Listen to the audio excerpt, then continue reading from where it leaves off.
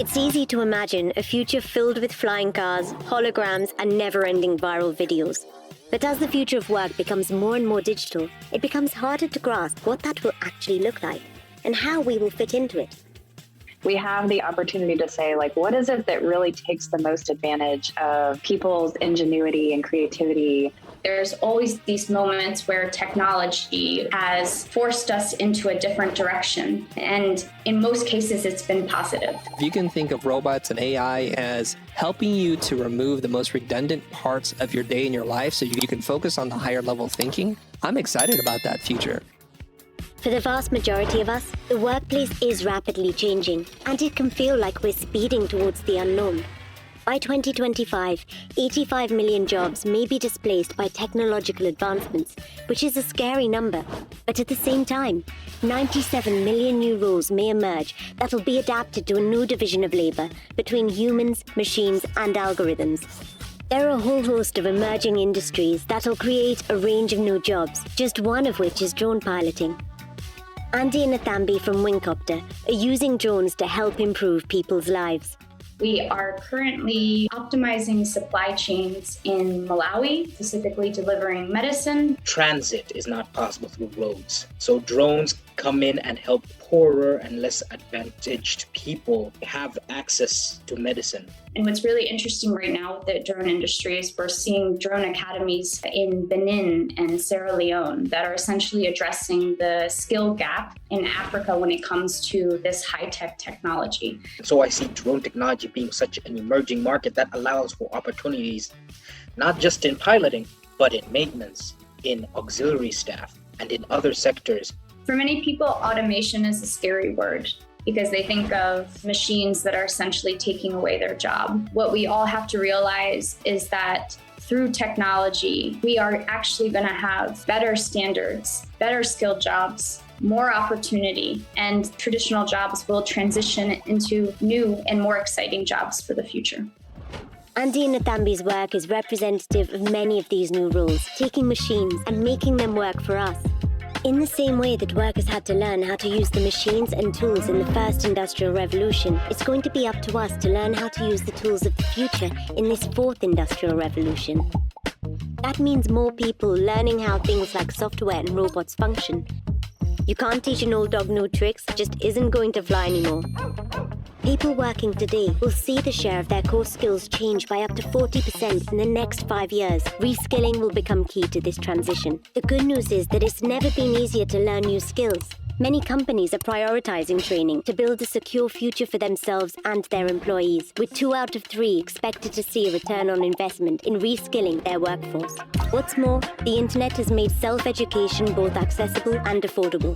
Christo set up creative education company The Future to help people make a living doing what they love.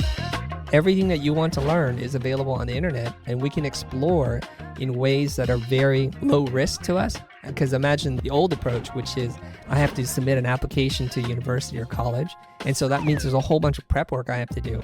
And even for some people, the admission fees and essays, the barrier to entry is just too high. In this way, I think, especially with all the resources, workshops, courses, ebooks, training, one-on-one mentorship, peer groups, all that kind of stuff, that's available at very low cost. So you can dip your toes into something, find out if this is a good fit for you, and then decide this is where I want to do a deep dive. And you can learn at your own pace, which I love. Doesn't seem quite as scary now, does it? Still, you'd be forgiven for thinking that the future is going to be all ones and zeros. Although digital literacy is going to be incredibly important, it is in fact the soft skills that are going to be at the core of the average future worker. In a world where hybrid remote working will be more common, self-awareness and self-management will be king.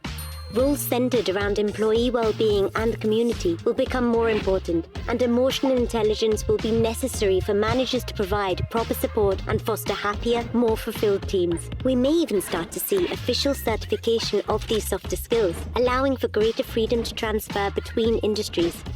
One of these growing industries will be the care economy. With our ever-growing and aging population, care for the elderly, the vulnerable, and children will become a high priority.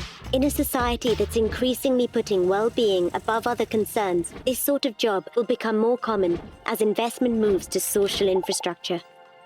Andrea is discovering how investing in robots is making hospital care more human-centered.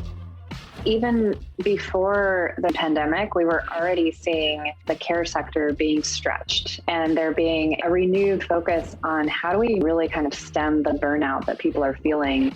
If you talk to most nurses and clinicians, like the part of their job that they love the most is when they have that kind of deep connection with their patients. And so I think it's great if we can think of ways that automation, like Moxie, taking away some of the mundane delivery tasks, can kind of open up more time for the parts of a person's job that they really love. Yeah, there may end up being more and more interactions that patients have with automation and technology. But in the end, that caregiving experience that you have that's really person to person, I don't see how that's ever going to go away. As you can see, far from the uncaring image of technology in science fiction, it can actually increase our capacity to take care of each other. It can also help us to care for our planet. In the coming years, climate action is going to need to kick into overdrive, and this means two things: innovation and new jobs. Just one example of these jobs is coral farming. With more coral reefs dying off each year, coral restoration is more important than ever. But the current process is labor-intensive and requires an advanced skill set. However, people like Stephen are using technology to open up these coral farming roles to a wider group. Charm is a device that allows coral restoration practitioners the ability to grow thousands to hopefully millions of coral by the touch of a button.